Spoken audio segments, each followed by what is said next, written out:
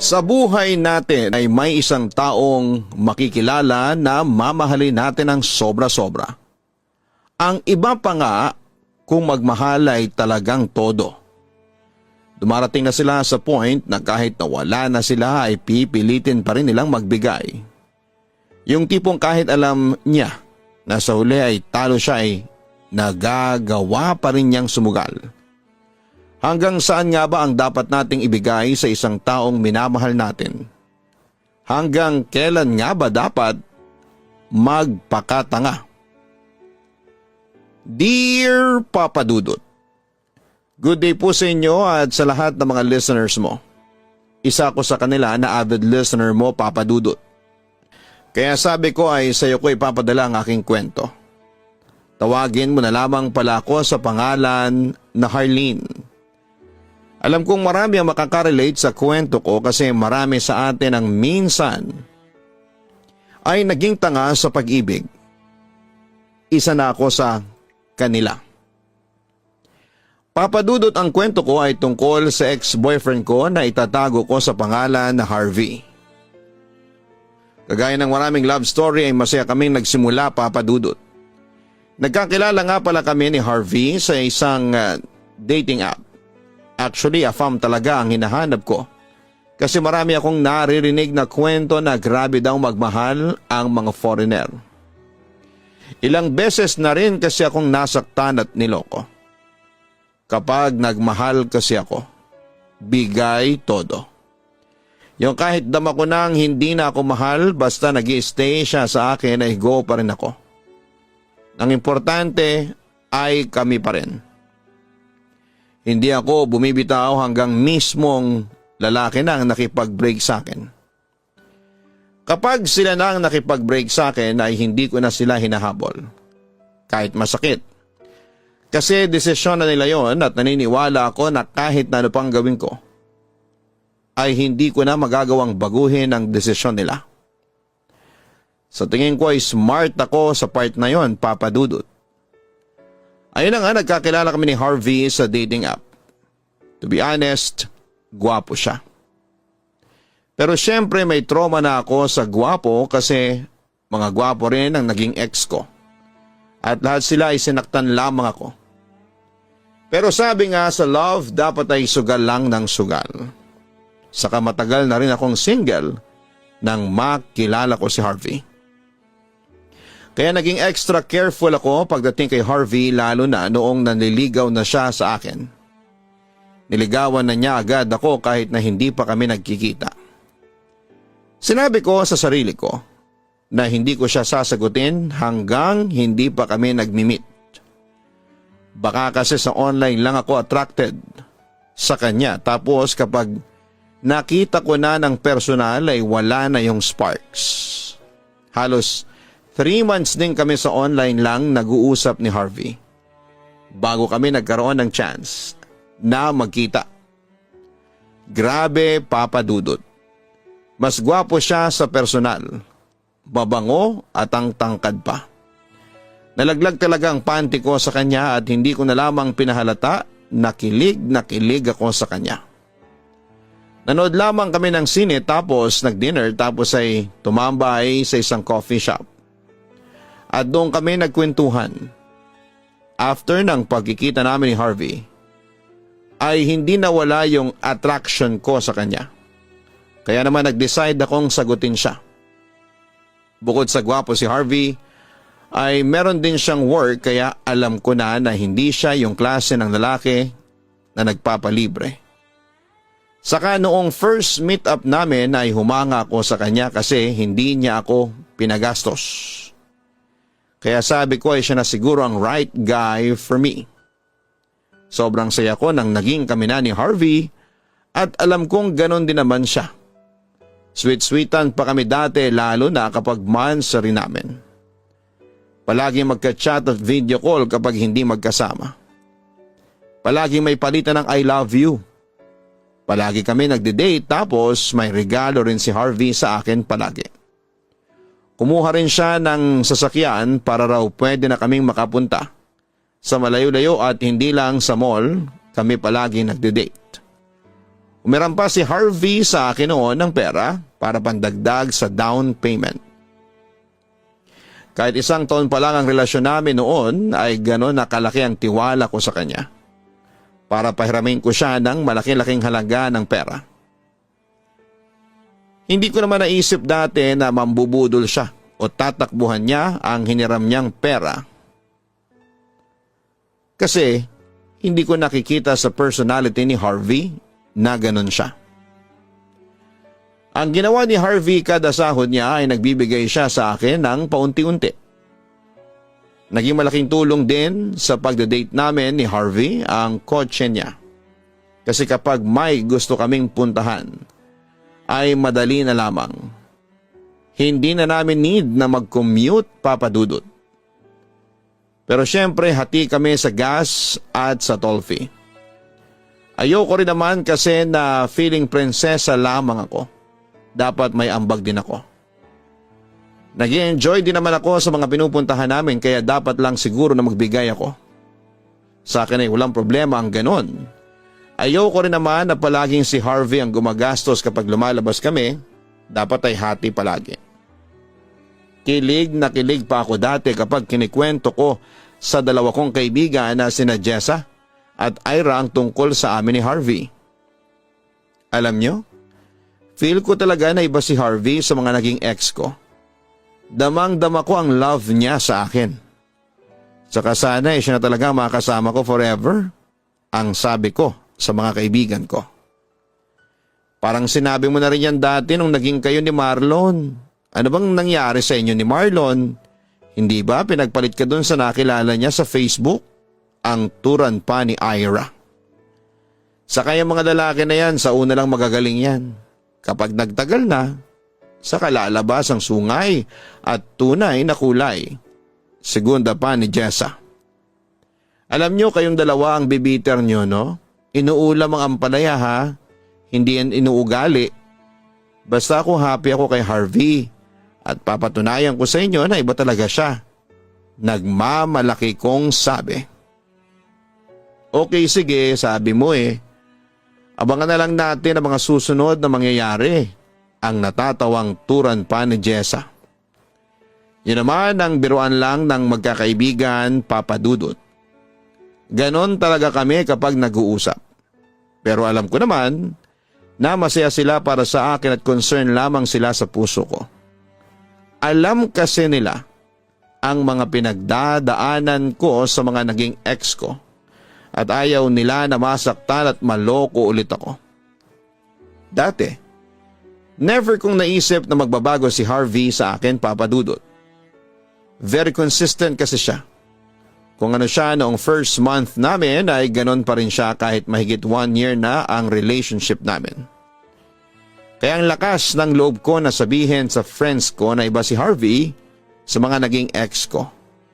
Napakalaki ng tiwala ko sa kanya. Hindi kami perfect couple ni Harvey. May mga times na nagkakaroon kami ng tampuhan at hindi pagkakaintindihan.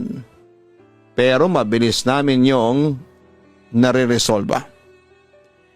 Isang araw man sa rin namin ni Harvey at ang balak namin ay magpunta sa isang beach resort. Isang gabi lang kami roon, ang plano maaga niya akong susunduin kasi ang check-in namin sa resort ay 12 ng tanghali. Medyo mahabang biyahe kasi yon. 9 na ng umaga pero wala pa rin si Harvey. Tinatawagan ko siya pero hindi siya sumasagot. Nainis ako na nagwo-worry kasi hindi ko alam kung ano ang mga nangyari sa kanya. Mag-alas 10 na nang dumating si Harvey. Ang katwiran ni Harvey ay late na siyang nagising dahil may tinapos pa siyang trabaho ng gabi. Tapos nagpatid pa raw yung kapatid niya sa pag-a-applyan nitong trabaho. Hindi na raw siya nakapag-update sa akin kasi nagdadrive siya. Nang umupo ako sa seat sa unahan sa tabi ni Harvey, ay napansin ko na nagbago yung posisyon ng upuan. Umurong siya tapos iba na rin yung sasandalan. Bakit nag-iba na itong upuan? Umurong yata. Sabi ko habang nagmamaneho na si Harvey. Dahil sa kapatid ko yan, matangkad kasi yun. Gusto niya na nakastretch yung mga paa niya. Sandali at hihinto ako, I'll fix it, ang sabi pa ni Harvey. Wag na, ako na lang, ang sabi ko. At inayos ko yung upuan sa posisyon na komportable ako. Hindi ko alam Papa Dudut pero bigla ako nakaramdam ng kakaiba kay Harvey ng time na yon. Pati yung posisyon ng upuan na nag-iba ay binigyan ko rin ng kahulugan.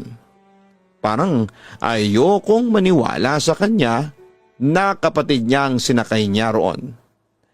Alam niyo yon, yung kutob ng isang babae, gano'n ang na-feel ko that moment.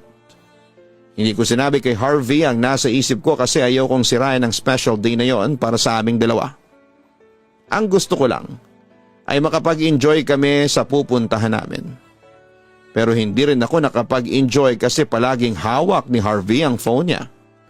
Kahit kumakain kami kapag may nag-chat sa kanya ay dinadampot niya yon. Kahit nga naglalakad kami, sa phone pa rin siya nakatutok. Sana yung cellphone na lamang ang idinate niya Papa Dudut. Noong dinner namin ay hindi na ako nakatiis. Nagsabi na ako na sana ay huwag naman lagi siyang nagse-cellphone kasi moment naming dalawa yon. Para mag-celebrate. Nagsorry si Harvey sa akin sa work daw niya yon. Nainis nga raw siya kasi kahit off niya ay marami pa rin tinatanong sa kanya. Hindi naman daw pwedeng hindi niya sagutin kasi kapag bumalik siya sa trabaho ay siya rin ang mahihirapan. Siyempre dahil sabi niya ay trabaho, tumahimik na lamang ako Papa Dudut. Nakapagtataka lang na after ng months rin namin ni Harvey ay bigla siyang nanlamig sa akin. Ang dry na ng mga chat niya sa akin. Kung minsan ay nakakalimutan pa niya na mag-I love you sa akin. Hindi na rin kami nakakapagkita pa. Kapag inaaya ko siyang magpakita or mag-date kami ay marami siyang dahilan. Pakiramdam ko talaga ay iniiwasan niya ako. Nararamdaman ko na may nangyayari na hindi ko po alam. Until one night ay nagkaroon kami ng chance na makapag-video call. Doon ko sinabi sa kanya ang nararamdaman at napapansin ko. Lately parang ang cold mo na sa akin, Harvey. May problema ka ba? May hindi ba ako alam na dapat mong sabihin sa akin? Diretsyong tanong ko. Hindi naman ako cold. Ang okay naman ang term mo. Busy lang ako sa work. Alam mo na, nagpapabibo ako kasi gusto kong ma-promote. Don't worry. Kapag hindi na ako busy, babawi ako sa'yo. Ang sabi pa ni Harvey. Sa sinabi ni Harvey ay bigla akong nakaramdam ng konsensya. Feeling ko ay ang sama ko para mag-isip ng masama sa kanya. Nagtatrabaho lang naman pala siya. Yung sinabi ni Harvey na babawi siya Papa Dudut ay hindi na nangyari. Paano'y bigla siyang nag-chat sa akin at sinabi niya na gusto na niyang makipag-break sa akin. Gusto raw niyang mag-focus muna sa pagtatrabaho. Hindi raw pala niya kayang pagsabayan ang love life at work life. Humingi siya ng sorry sa akin. At ang sabi niya if ever daw na ready na ulit siya, ay pwede naman naming subukan muli. Siyempre dahil mahal na mahal ko si Harvey, ay binasag ko ang aking prinsipyo. Na kapag ang lalaki ang nakipag-break sa akin ay hindi ko nahahabulin.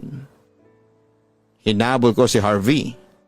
Dumating pa ako sa point na pinuntahan ko siya sa bahay nila para makiusap sa kanya na huwag kaming magkahiwalay. Maayos niya akong kinausap at sinabi niya na kailangan niya talagang mag-focus sa trabaho at pamilya niya.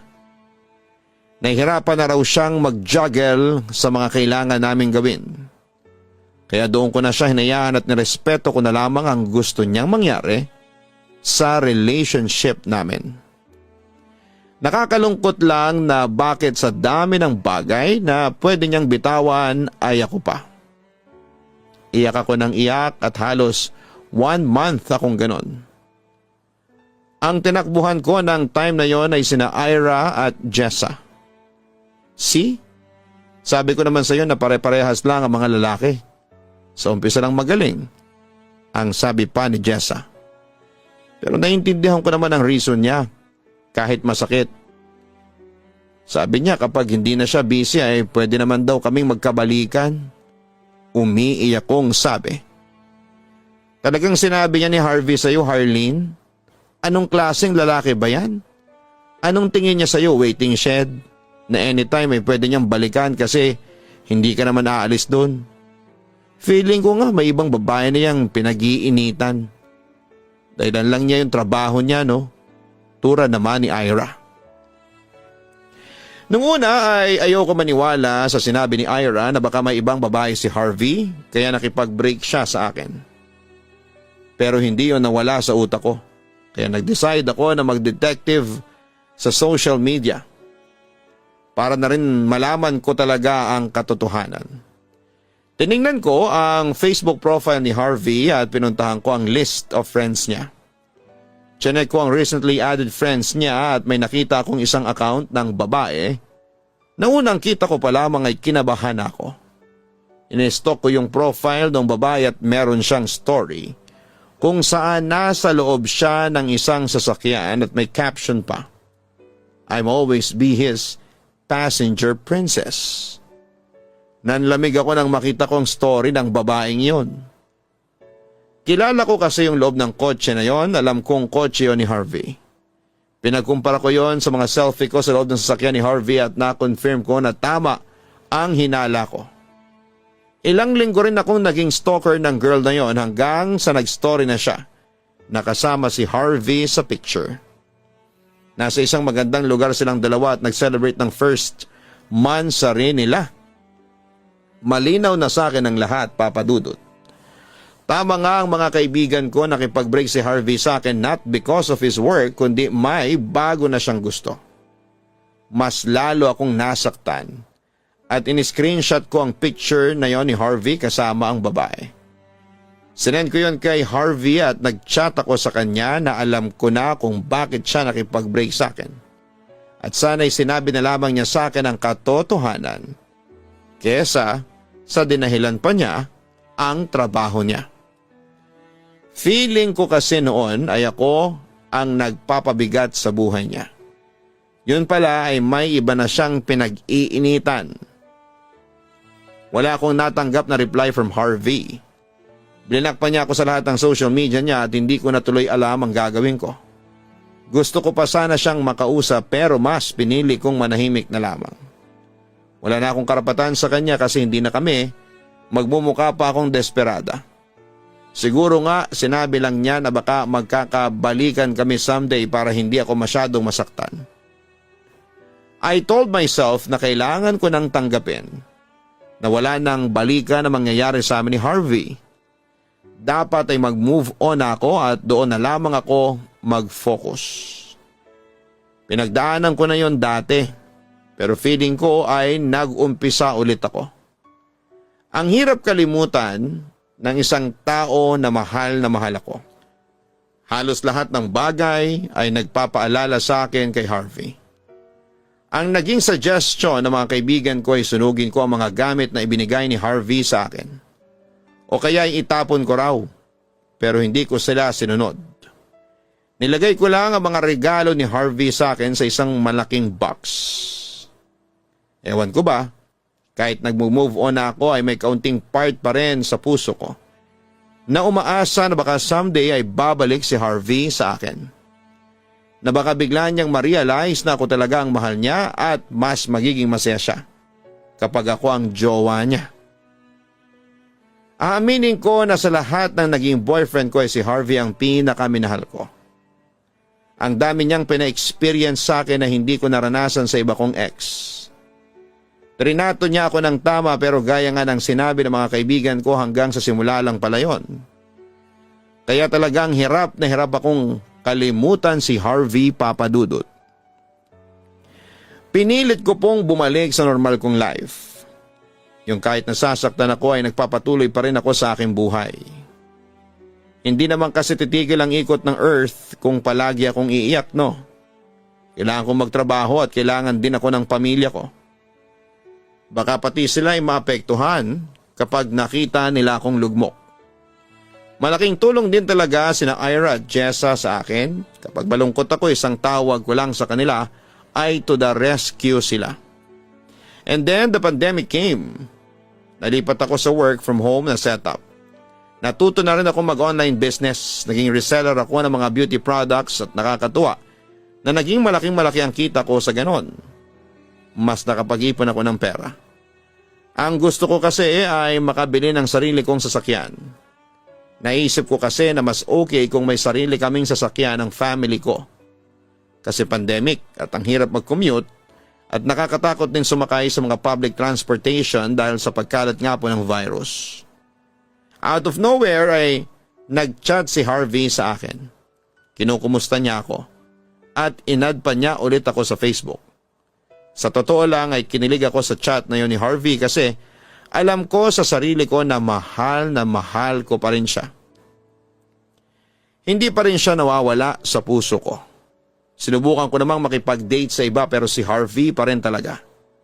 Sakay tinigil ko na ang pakikipag-date kasi na-realize ko na maling gumamit ng ibang tao para makalimutan ko si Harvey. Baka naman karmahin kasi ako. Nang mag-reply ako kay Harvey na okay lang ako, ay bigla siyang nag-request ng video call. Dahil nga sa miss ko na siya ay nanginginig kong inaccept ang video call niya. Nung una ay kumustahan lang hanggang sa naisipan kong tanungin siya tungkol sa girlfriend niya pero sinimplihan ko lang. Oo nga pala, nakikipag-video call ka pa sa akin, baka magalit ang jowa mo, ang sabi ko kay Harvey. Wala namang jowang magagalit. Matagal na kaming break ni Sheena. Hindi kasi kami magkasundo, hindi kagaya mo. Magkasundo tayo sa lahat ng bagay, ang turan pa ni Harvey. Nagdiwang ang puso ko nang malaman kong single na ulit si Harvey. Parang gusto ko pa ngang ipasarado yung kalsada sa harapan ng bahay namin. Tapos ay magpapainom ako at magpapakain. Pero hindi ko pinahalata kay Harvey na natutuwa at kinikilig ako.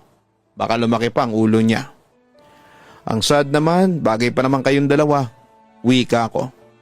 Ganon talaga. May mga bagay na hindi talaga meant to be, ang sabi pa ni Harvey. Simula noon ay naging madalas na ang pagchat-chat namin ni Harvey, Papa Dudut. Tuwing umaga ay may pag-good morning siya. Ina-update niya ako sa mga nangyayari sa life niya. Okay na raw siya sa trabaho niya. Hindi na kagaya dati na sobrang nakakapagod. Yun nga lang daw ay malungkot siya kasi hindi pa raw siya napopromote. Parang nasasayang daw yung effort at husay na ibinibigay niya sa work niya. Ako naman yung tagasabi sa kanya na okay lang yon. At darating din ang time na makikita ng mga boss niya ang effort niya. Matagal din kaming nagka-chat ni Harvey. Hindi ko yon sinasabi kina Jessa at Ira kasi alam ko na magagalit sila sa akin. Ang alam kasi nila ay naka-move on na ako kay Harvey at hindi ko na ito mahal. Nang pinayagan na ang pagbubukas ng mga restaurant ay nagkita-kita kami nina Jessa at Ira. Mahigit 1 taon din kasi kaming hindi nakapag-kita-kita. Pumunta kami sa isang coffee shop at doon kami nag-catch up sa mga naging ganap sa buhay namin. Masaya sila kasi natuto na raw akong mag-business.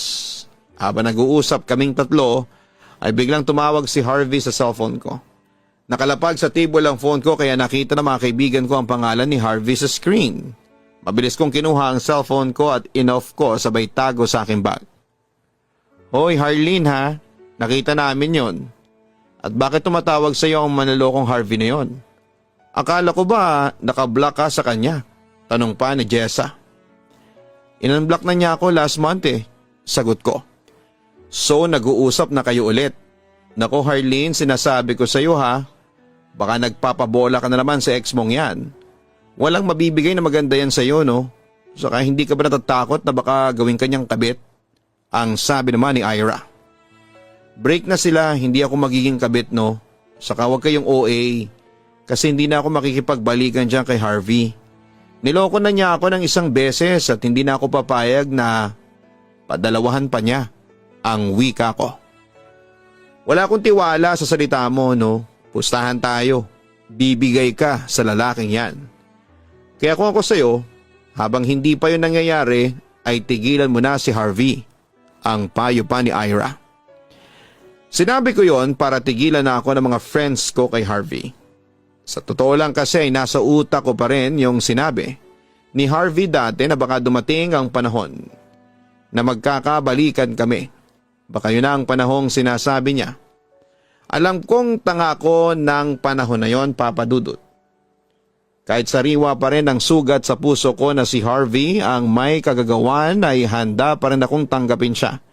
Kung siya mismo ang magsasabi na magbalikan na kaming dalawa. Ganon ako ka-ropok, Papa Dudut. One time, inaya ako ni Harvey na mag-dinner. Susunduin niya ako sa bahay after ng work niya. Sobra ko na-excite kasi after ng mahigit isang taon ay magkikita na ulit kami.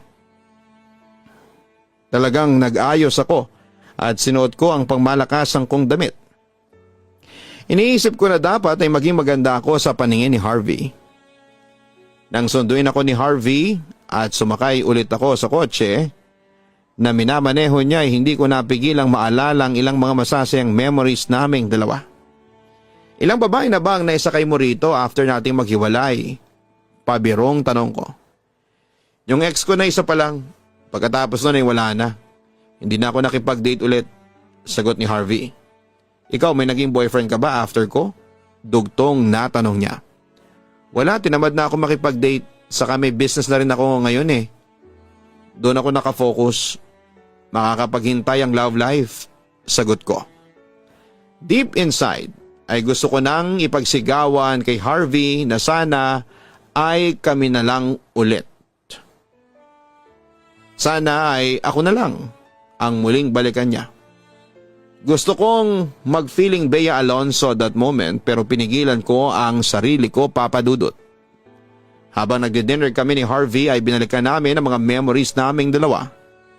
Siya nagsimula ng topic na yon.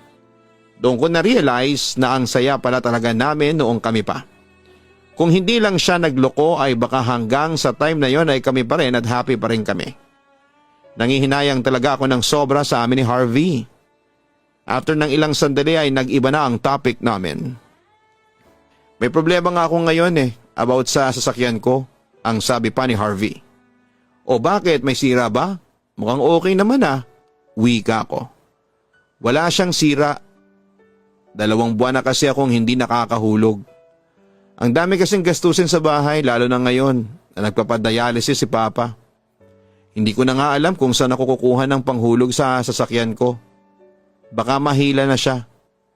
Masakit sa akin yun kasi ang laki na rin ang nagastos ko sa sasakyan. Malungkot na pagkukwento ni Harvey. Oo nga, saka sayang kung mahihila yung kotse mo.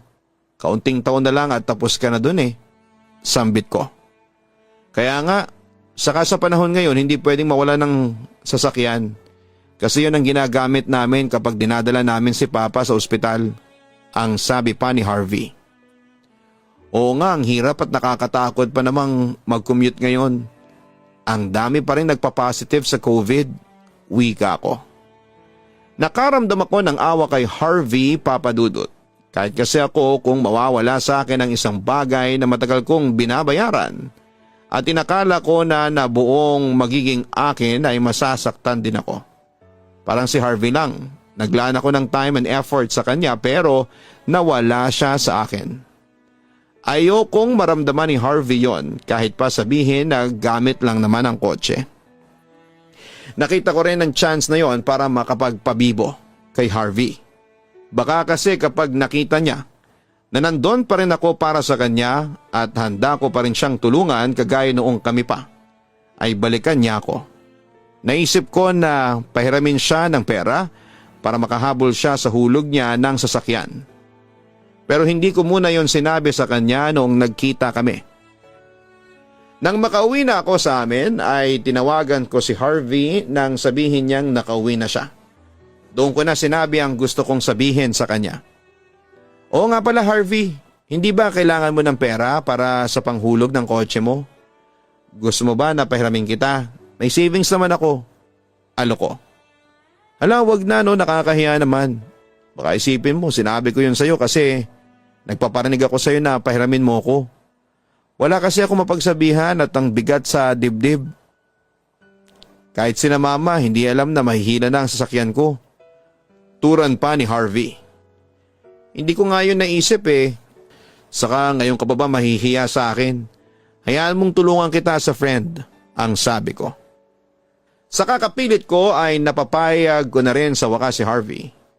Huwag daw ako mag-alala kasi kagaya ng dati ay magbibigay siya sa akin ng bayad tuwing sahod niya. Sinabi pa sa akin ni Harvey kung kailan siya sa sahod para raw kapag nakalimutan niyang magbigay sa akin ay ako na ang magpapaalala sa kanya. Nung una ay okay naman. Nagkukusang magbayad ng paunti-unti si Harvey sa akin, Papa Dudut. Pero dumating itong 2 months na ay hindi siya nagbibigay. Wala namang problema sa akin yon.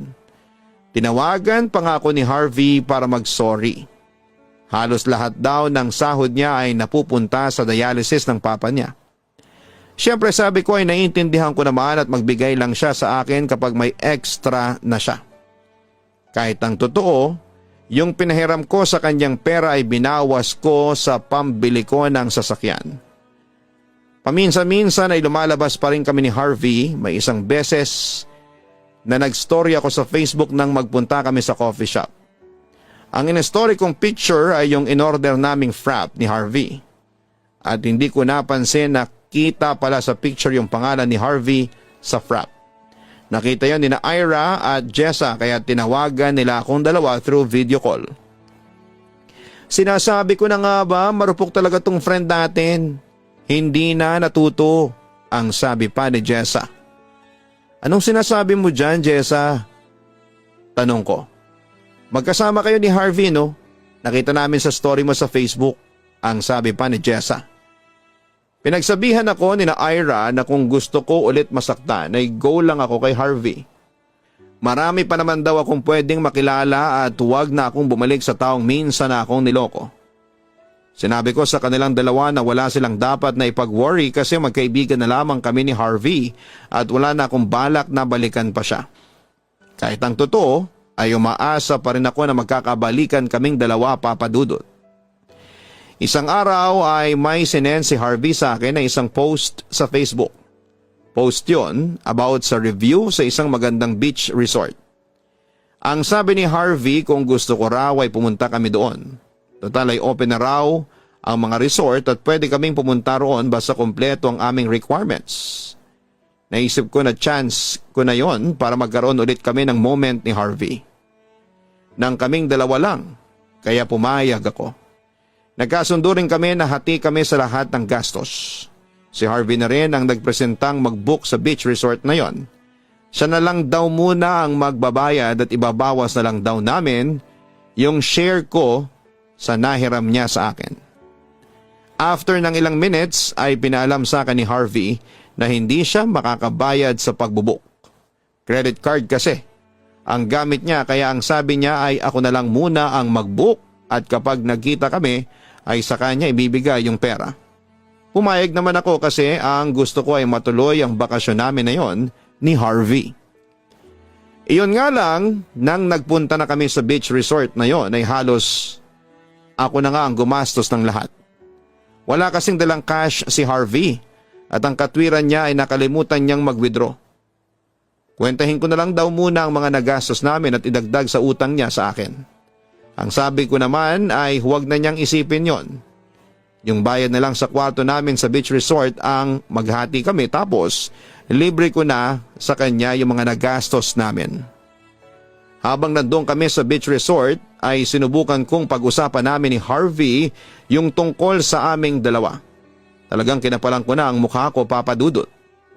Harvey, hindi ka ba nanghihinayang na nagkahiwalay tayo? Tanong ko sa kanya. To be honest, nanghihinayang. If I could just turn back time, hindi na sana ako nakipag-break sa'yo. Sagot niya. Hindi ba sabi mo dati baka dumating ang time na magkabalikan tayo? Sa tingin mo ba ito na yung perfect time para doon? Tanong ko pa. Harleen, huwag tayong magmadali sa bagay na yan. Time lang ang makapagsasabi, saka ayokong magkabalikan tayo nang hindi pa buo ang tiwala. Tiwala mo sa akin. Sagot pa ni Harvey. Kaya naman kitang pagkatiwalaan ulit. Ready na ulit ako magsimula tayo.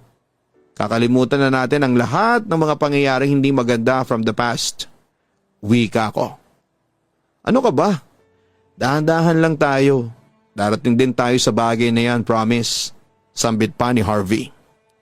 Mas lalong lumaki ang pag-asa ko na magkakabalikan kami ni Harvey nang dahil sa mga sinabi niya. Naisip ko rin, Papa Dudut, na may point din naman siya. Slowly but surely dapat. Saka nagkikita naman ulit kami. Kahit paano ay nagkakasama at nagkakausap na ulit kami. Mas lalo pa kami naging close ni Harvey after ng bakasyon na yon.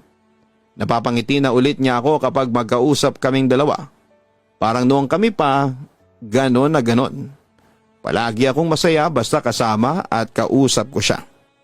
At yung tungkol naman sa nahiram na pera ni Harvey ay hindi na siya nakapagbigay kasi sabi niya ay napupunta talaga ang sahod niya sa papa niya dahil nagpapagamot pa ito. Nilakihan ko ang pangunawa ko at isinantabi ko muna ang kagustuhan kong makabili ng sarili kong sasakyan. Para sa akin ang importante ay nakatulong ako kay Harvey at nakabawas ako sa pinapasan niyang problema. Hindi pa yon ang huling beses na ginamit ako ni Harvey, Papa Dudut. Isang gabi ay bigla siyang tumawag sa akin. Nangumusta siya noong una hanggang sasabihin niya na may in-order daw siyang laptop sa isang online store. Ang address na nilagay niya ay sa bahay namin. Ako raw muna ang magbayad. Gagamitin daw kasi niya yon sa paghahanap ng work na online. Nagulat ako kasi hindi man lang muna nagsabi si Harvey sa akin na sa amin niya i-address yung in-order niyang laptop at ako muna ang magbabayad. Pero dahil sa parating na raw yon, sa susunod na araw ay wala na akong choice kundi ang pumayag. Napatakbo patuloy ako sa bangko para mag-withdraw ng pera kasi kulang ang cash na meron ako para sa pambayad sa laptop niya. Pasensya ka na, Harleen, ha? Ayaw ko kasing dito i-deliver sa bahay at baka makita ni Mama. Magagalit yun sa akin na bumili ako ng laptop. Sasabihin nun na dapat ay sa pagpapagamot na lang ni Papa, ginamit yung pera. Hindi naman niya maintindihan kapag nag-explain ako na sa paghahanap ko ng work online gagamitin yon. Paliwanag pa ni Harvey. Okay lang, no problem, naintindihan kita, ang sabi ko. Don't worry. Nasa akin naman yung pambayad ko sa laptop. Kapag kinuha ko dyan sa inyo yung laptop ay bukong ibibigay sa'yo. Turan pa ni Harvey. The next day ay dumating na ang laptop ni Harvey at binayaran ko na yon. Nag-chat agad ako kay Harvey na na-receive ko ng laptop niya at ang sagot niya ay pupunta siya sa bahay after ng work niya para kunin yung laptop. Gabi na nang pumunta si Harvey at pinapasok ko siya pero sabi niya ay nagmamadali siya kaya hindi na siya bumaba pa ng kotse. Ibinigay ko na ang laptop sa kanya. Yung pera pala, Harvey. Ako pa talaga ang nahiyang itanong yon sa kanya. Oo nga pala. Nakalimutan ko sa bahay. Hindi ko nadala nung pumasok ako sa work. Nawala sa isip ko, sorry, don't worry. I-deposit ko na lang sa bank account mo. Chat mo sa akin ng details ha, ang turan pa ni Harvey. Pero lumipas na ang ilang araw, ay hindi pa rin naibibigay ni Harvey sa akin ang pera. 2 weeks bago niya naibigay sa akin ang kalahati ng bayad ng laptop niya. Nagtaka ko kasi ang sabi niya ay buo niyang ibibigay sa akin ang pera. Ang sabi ni Harvey na gamit niya para sa pagpapagamot ng papa niya. Ang nangyari dinagdag na lamang ni Harvey ang kulang sa nahiram niyang pera sa akin. That time, alam kong something is wrong, Papa Dudut. Napansin ko na rin kasi na palaki ng palaki ang utang ni Harvey sa akin. Saka nagiging switch siya sa akin kapag meron siyang kailangan. Kapag nakuha na niya ang kailangan niya ay minsan na lamang siya mag-chat sa akin kaya naisipan kong subukan si Harvey. Nang isang beses na nanghiram siya ng pera sa akin ay hindi ko siya pinahiram. Aniya ay dadagdag daw sana niya sa pang-grocery nila. Sabi ko'y wala pa akong pera kasi nagbayad ako ng mga bills sa bahay which is true naman. Pero may pera pa talaga ako at sinadya ko lang na hindi pahiramin si Harvey para malaman ko ang magiging reaksyon niya. Katakot-takot na pangungonsensya ang natanggap ko mula kay Harvey. Hindi na raw niya alam kung saan siya manghihiram at hindi na lang daw sila mag-grocery.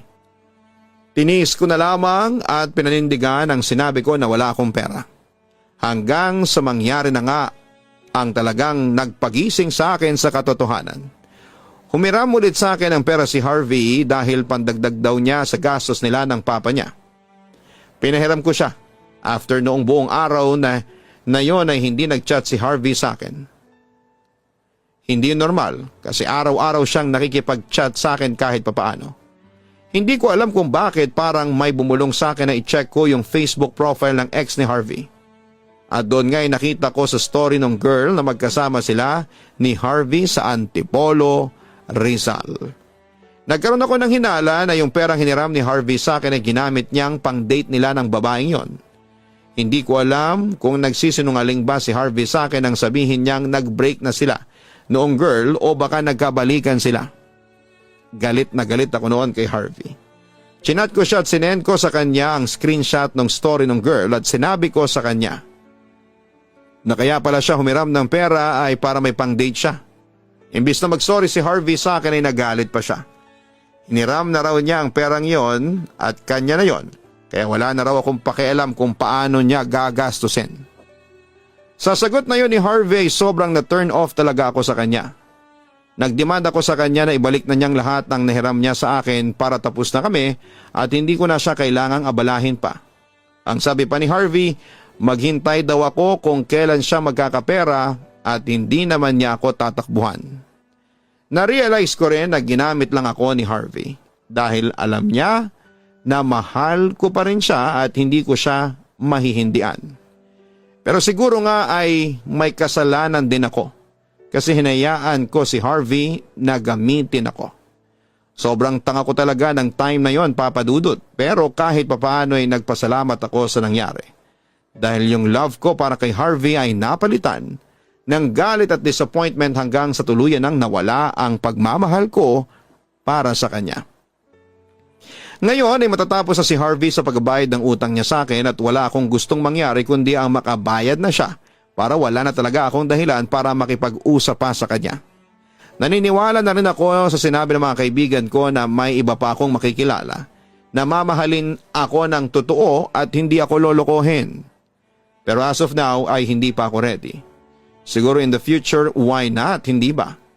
Kapag ready na ulit ang puso ko, go pa rin ako sa pag-ibig, Papa Dudut. Lubos na nagmamahal, Harleen. Kung minsan sa pag-ibig ay nagiging bulag ang marami. Yung kahit alam mo kung ano ang tama ay pipiliin mo pa rin ang mali.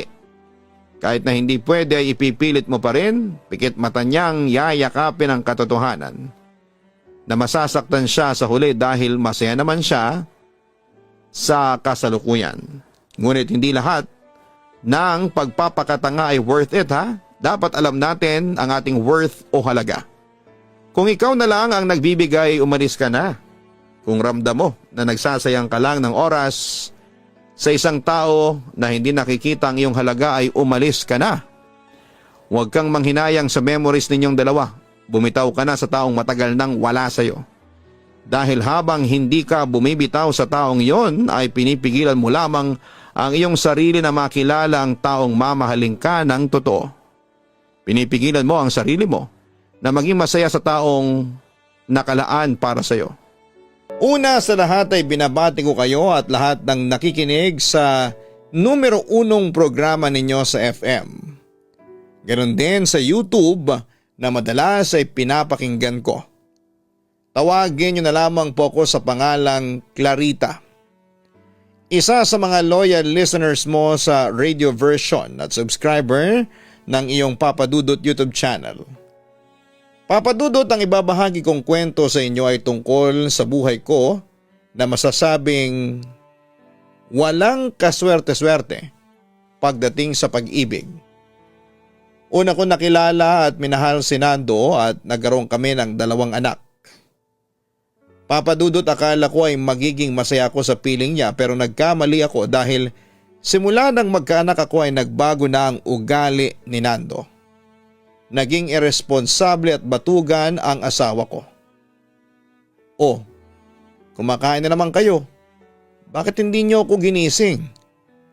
Kayo, Totoy, Jing, kahit kailan talaga mga patay gutom kayo. Teka, nasa na yung pagkain ko? Clarita, yung pagkain ko nasa na? Demand sa akin ni Nando na ang trabaho lang ay kumain at matulog noong panahong yon. Wala kang pagkain, matapang kong sabi sa kanya. Anong sabi mo? Wala akong pagkain? Hindi naman pwede yan. Akin na yung pagkain ko. Halos ipagsigawan niya yon sa akin. Kung gusto mong kumain pues magbarat ka ng buto mo. Magtrabaho ka. Ngayon kung ayaw mo namang magtrabaho at mas gusto mong maglasing lang at humilata sa bahay buong magdamag, edi mamatay ka dyan sa gutom. Banat ko naman sa kanya. At dahil sa wala siyang makain, inagaw niya ang pagkaing inihain ko sa aking mga anak. Siyempre pumalag naman ang aking mga anak at umiyak. Ano ba Nando? Ibalik mo nga yung mga pagkain sa anak mo? Pagkain nila yan, saway ko sa magaling kong asawa. Anong pagkain? Akin na to ngayon. Pagmamalaki pa niya habang nilalantakan ang pagkaing inagaw niya. Sobrang disappointed ako noon sa aking nakita sa asawa ko. Anong klase kang tatay ha? Pati pagkain ng mga anak mo ay inaagaw mo pa sa kanila. Hindi mo ako pinaganda ng pagkain eh. Nagugutom na ako. Pinalabas pa niya ako ang may kasalanan. Itay, huwag niyo naman pong ubusin yung pagkain ko, itay. Umiiyak na wika ni Totoy habang sinusubukang kunin ang kanyang pagkain.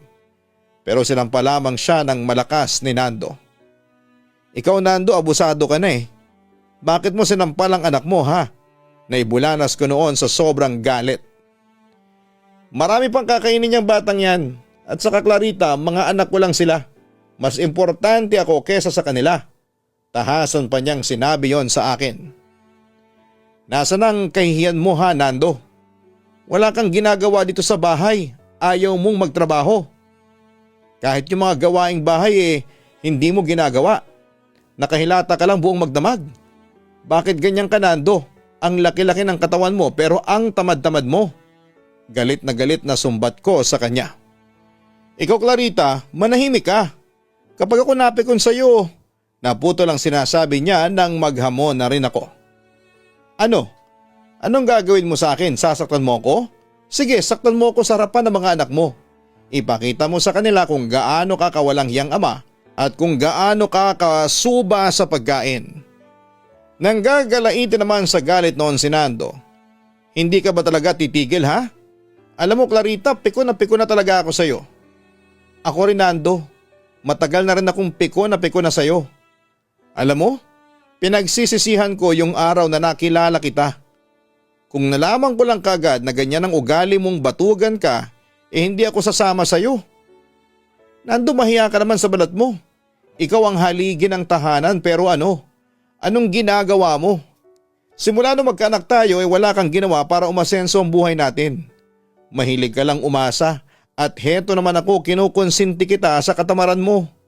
Ayan tuloy ang naging resulta, mas naging karapal ka pa. Yon ang katotohanang halos isampal ko sa kanya ng mga sandaling yon.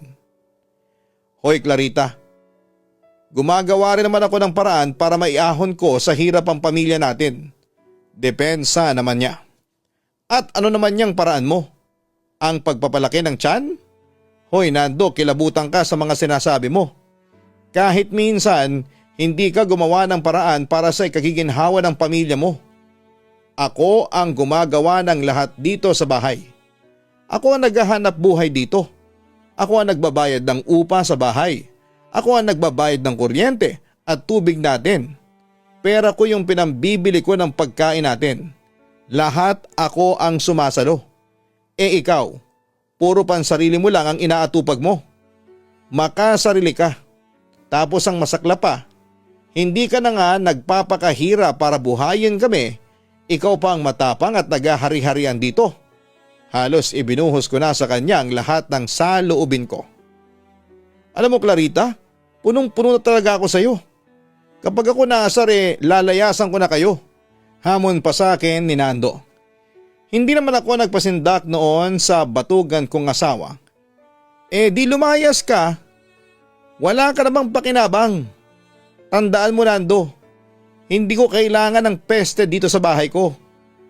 Sumosobra ka na ha? Komo ikaw ang nagtatrabaho akala mo na kung sino ka? Sige bukas na bukas din maghahanap ulit ako ng trabaho. At kapag nakapagtrabaho na ako at kumita isasaksa ko sa bunganga mo yung perang kikitain ko. Banta pa niya sa akin. Huwag kang puro salita lang Nando gawin mo. Yun naman ang naging hamon ko kay Nando. Sige, ipapakita ko talaga sa'yo na kaya kong higitan yung ginagawa mo. Pero hetong tatandaan mo. Oras na makapagtrabaho ako, hindi ka na makakapagmalaki sa akin, dagdag pa niya. Pero hindi ako na-impress at sa halip ay binalikan ko pa ang kanyang sinabi. Saka mo na lang sabihin yan kapag may trabaho ka na. Papadudot ganon si Nando, pinabayaan niya kami ng mga anak niya. At dahil sa walang maasahan sa asawa ko kaya ako ang gumagawa ng paraan para makakain kami ng mga anak ko. Samantala bukod sa pagiging batugan ay dumating pa sa puntong sinasaktan kami ni Nando. At ang masaklap ay hindi na nga siya nagpapakahirap para buhayin kami, ay siya pa ang matapang. Papadudot tiniis ko ang lahat para sa mga anak ko dahil ayaw ko silang lumaki ng walang nakagisnang ama. Kaya tumagal pa ng ganon ang sitwasyon namin. Pero tulad ng kandila na lumiliit kapag sinisindihan. Lumiit din hanggang sa maubos ang pasensya ko sa asawa ko. Kaya isang desisyon noon ang ginawa ko. Ano to ha Clarita? Nag-iimpake kayo? Bakit? Aalis na ba kayo dito? Lalayasan niyo na ako? Tanong noon sa akin ng aking asawa. Oo, lalayasan ka na namin. Alam mo kung bakit? Punong-puno na kasi ako sa iyo. Hindi ba tama ako? Hanggang salita ka lang? Sabi ka ng sabi na maghahanap ka ng trabaho pero ano? Naghanap ka ba ng trabaho? Hindi. Wala kang ginawa kundi ang maglasing at humilata dyan sa folding bed mo na parang patabaing baboy. Yun naman ang tugon ko sa kanya. Ikaw Clarita sumusobra ka na ha? Baka gusto mong masaktan ka. Ipinapakita na naman niya sa akin noon na siya ang lakas ng bahay. Pero hindi na ako nagpatinag sa kanya papadudot. Hindi ko na kayang tiisin pa yung mga kapabayaan mo sa akin. Kaya aalis na kami ng mga anak ko. Katwiran ko pa sa kanya. Hindi kayo aalis. Walang aalis Clarita. Wala. Gid pa ni Nando. Bakit? Natatakot ka nang umalis ako kasi sa akin ka lang umaasa nang lalamunin mo? Kapag wala ako, mamamatay ka sa gutom? Sarkastikong balik ko sa kanya. Buo na ang desisyon ko Nando. Hirap na kami sa iyo. Wala kang ginagawa para sa amin ng mga anak mo. Kaya aalis na kami dito sa ayaw mo o sa gusto. Walang yakang babae ka? Naibulalas niya sa akin dahil sa galit. Ikaw ang walang hiya, wala kang silbi. Sabi ko sabay sinenyasan ko ang aking mga anak na umalis na habang dala-dala nila ang kanilang mga gamit. E di sige, umalis kayo. Hindi ko na kayo pipigilan. Pero tiyakin nyo lang na hindi na kayo babalik pa dito. Mga buwisit lang kasi kayo. Mga salot lang kayo sa buhay ko. Sinabi niya yon sa amin para ipakita sa akin na hindi siya talo.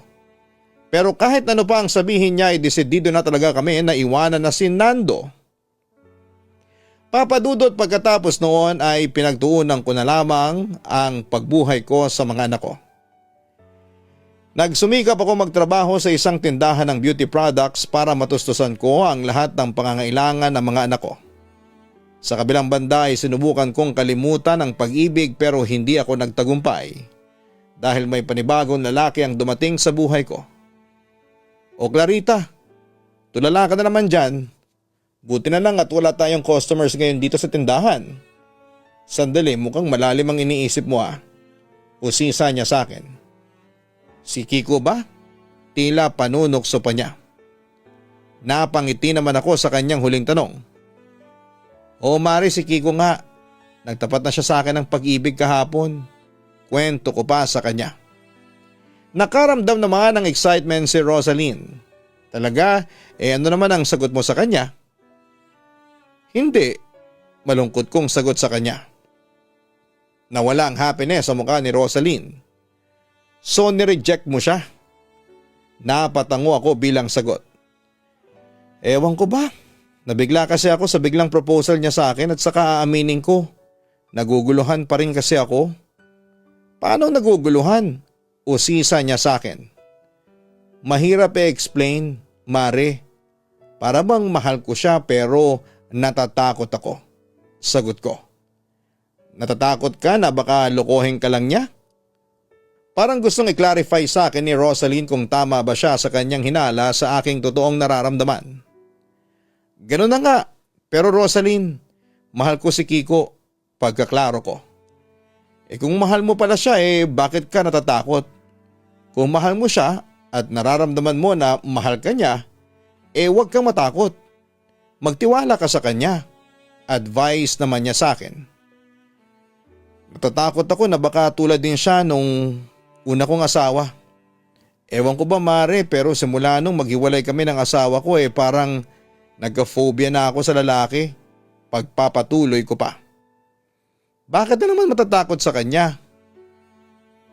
Kung mahal mo naman siya at ramdam mo naman na mahal ka niya. Malay mo, magkaiba sila ng ex-husband mo. Huwag kang matakot na sumugal. Clarita, oo maaaring sa pagsugal mo sa pag-ibig manalo ka o matalo pero kahit ano pang maging resulta, sigurado kung may matututunan ka. Matalo ka man sa pagsugal mo kay Kiko at least sinubukan mo at wala kang panghihinayang. At saka sa tingin ko naman mukhang hindi kayang manloko ni Kiko.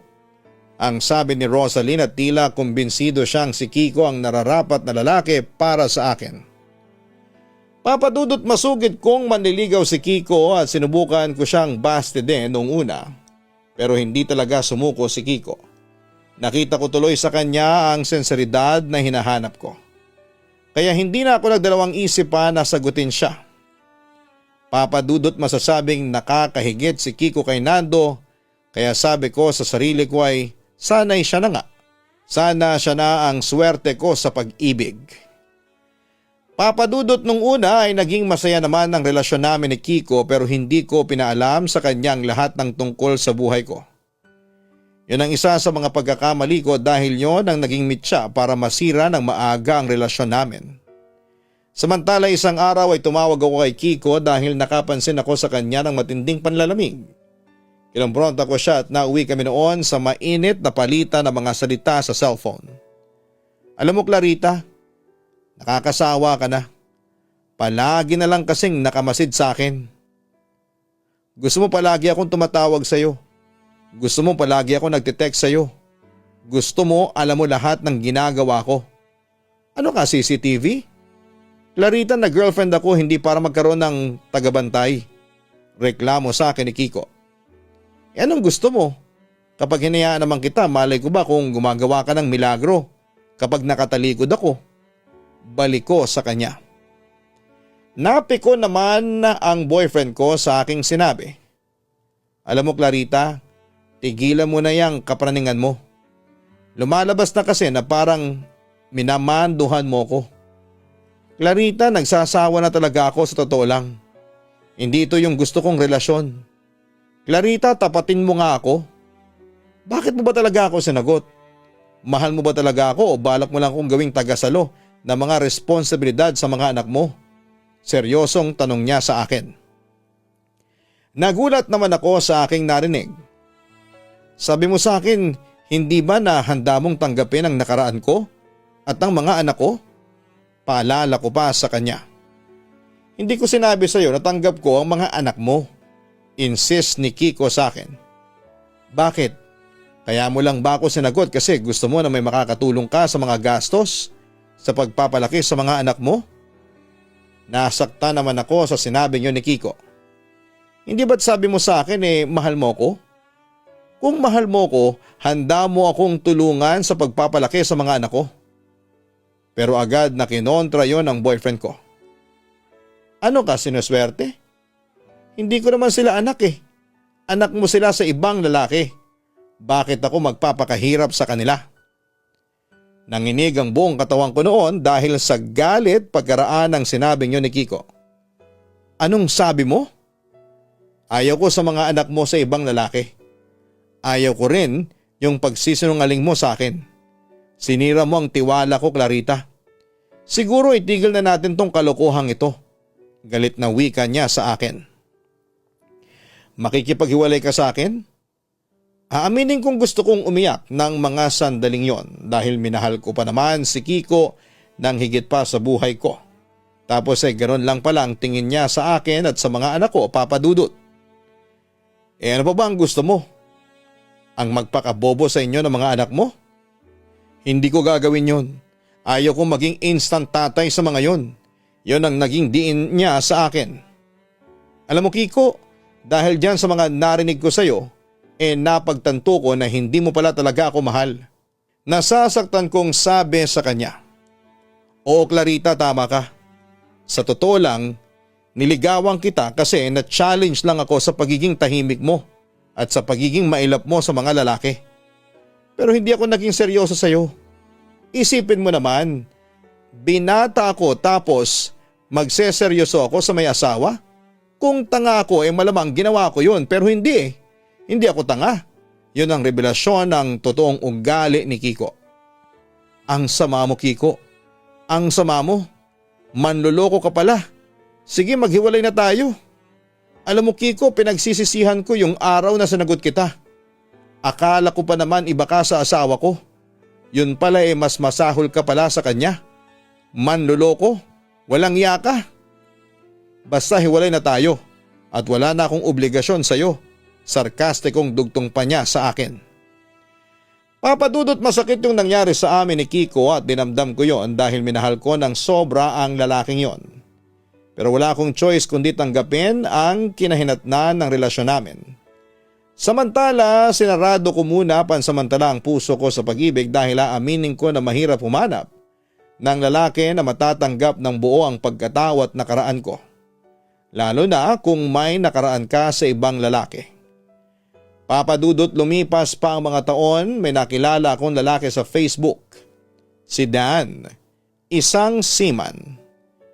Naging close friends kami sa Messenger at Zoom at madali kaming nagkapalagayan ng loob.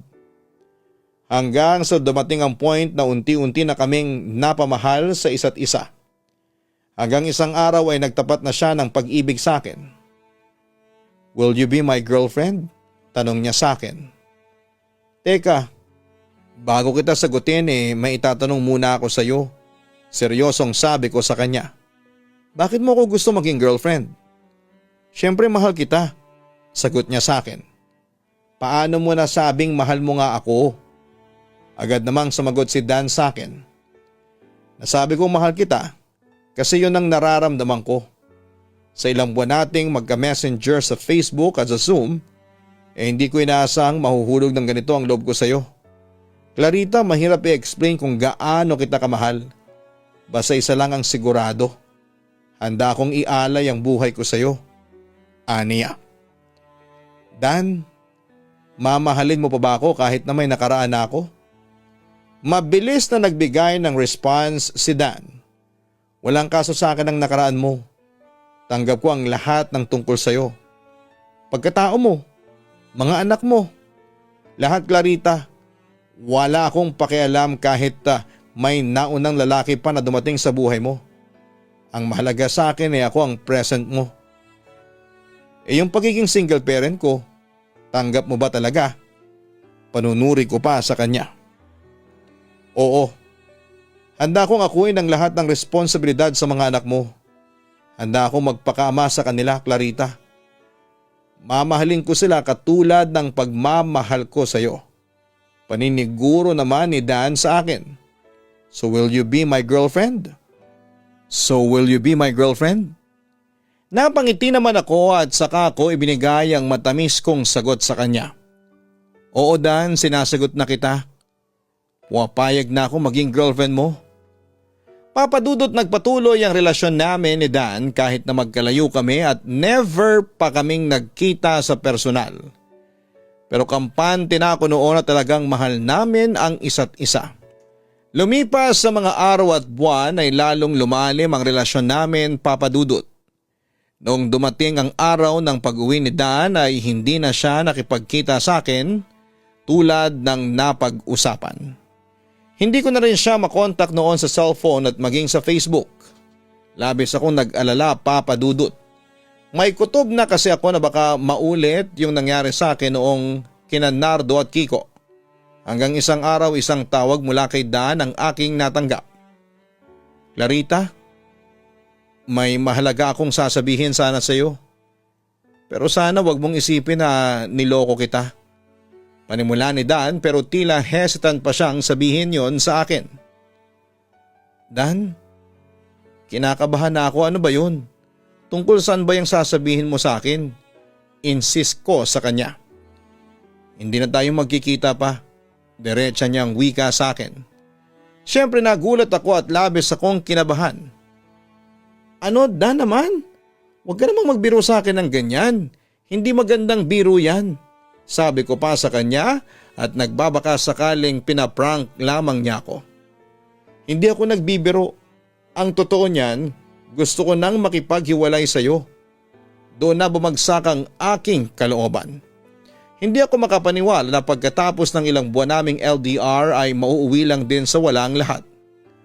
Dan, bakit? Naiiyak kong tanong sa kanya. Nagkabalikan na kasi kami ng ex-girlfriend ko. Sorry, Clarita. Sinubukan ko naman na mahalin ka kaso hindi ko talaga matanggal-tanggal sa puso ko ang ex-girlfriend ko. Mahal ko pa rin pala siya kaya nakipagbalikan ako sa kanya. Pagtatapat niya sa akin. Pero Dan, paano na yung sinabi mo sa akin? Akala ko ba mahal na mahal mo ko? Akala ko ba ako lang ang mamahalin mo at kahit kailan ay hindi mo ako ipagpapalit sa ibang babae? Paalala ko sa kanya.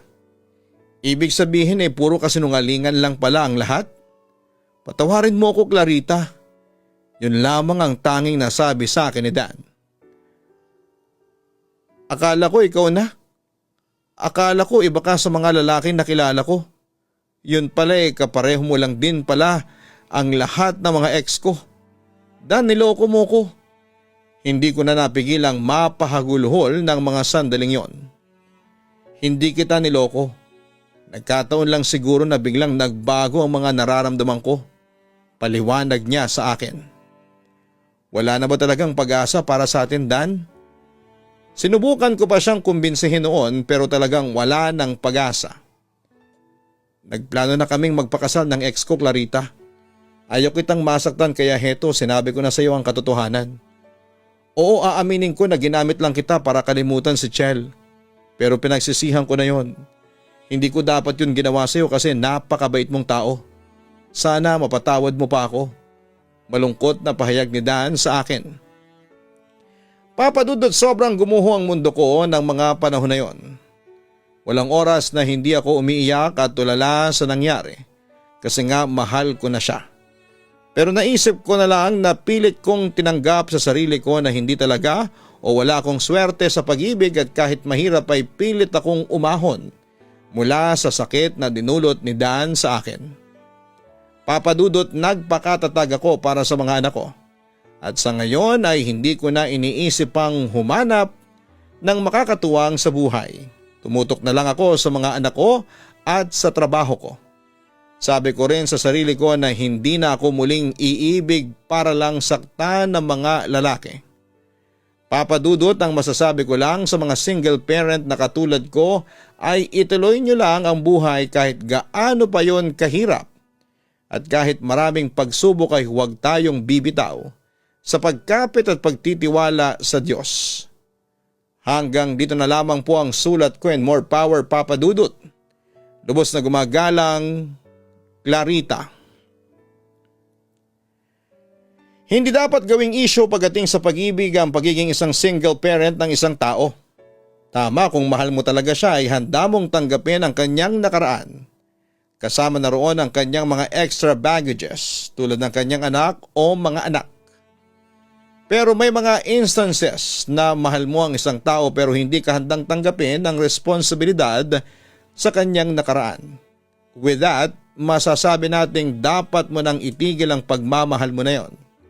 Ang pag-ibig naman kasi mga ka-online ay hindi lang sweetness, happiness at kilig moments. May kaakibat yang responsibility. Kung hindi ka handa sa responsibilidad, ibig sabihin ay hindi ka pa emotionally stable o handang magmahal. Kaya para sa iyo, Clarita, huwag kang manghinayang kung mawala man sina Nando, Kiko at Dan sa iyo. May lalaking masasabing the best one na nakalaan para sa iyo. All you have to do is to wait at huwag kang magmamadali. Hanggang sa muli, ako po ang inyong si Papa Dudut. Huwag kalimutan na mag-like, mag-share at mag-subscribe. Hanapin ang Kaistorya Horror para sa mga nakakatakot na daily post natin. Ganon din ang Gian Gianna Vlogs. Yan po ang aming weekly family vlogs. Nakapag-subscribe na ba kayo? Para mahanap, nasa homepage po mismo ang mga link na inyong iso-subscribe. Maraming salamat po sa inyong lahat.